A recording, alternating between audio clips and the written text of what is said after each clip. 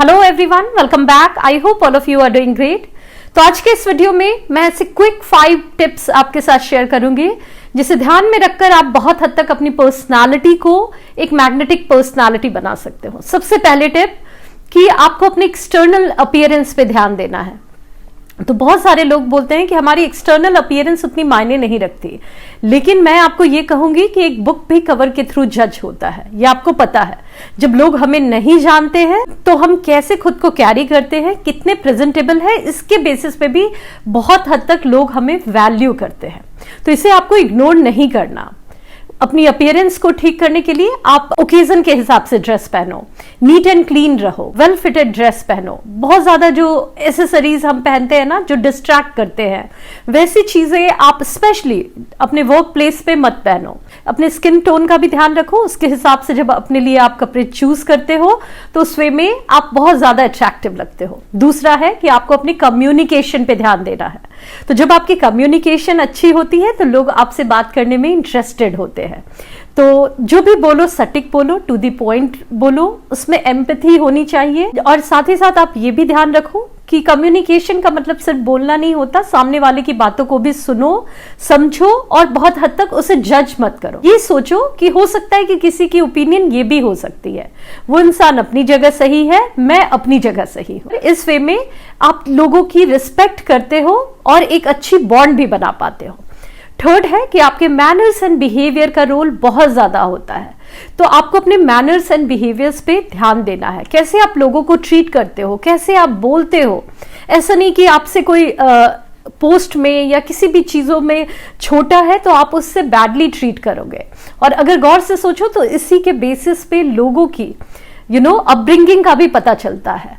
बहुत बार हम अपने से सीनियर लोगों के साथ या फिर जो ज्यादा पावरफुल है उनके साथ बहुत अच्छे से बात करते हैं, लेकिन एक्चुअल में कोई इंसान कैसा है उसे अगर आपको जानना है तो वो देखो अपने से छोटे लोगों के साथ, जो किसी भी वे में उसे लगता है कि उनसे नीचे है, उनसे वो कैसे ट्रीट करता है, कैसे बात करता है।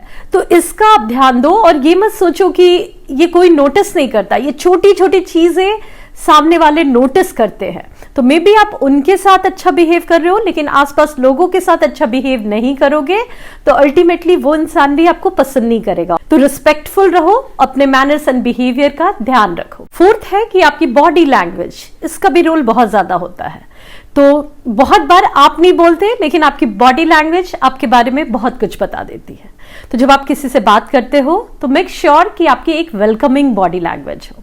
बहुत क्रॉस करके चेहरे पे एक डाउटफुल सा एक्सप्रेशन बनाकर जब आप किसी से बात करते हो तो सामने वाले को पता चल जाता है कि आप उनकी बातों को जज कर रहे हो, उसमें इंटरेस्टेड नहीं हो या फिर आप उनकी बातों से अग्री नहीं हो।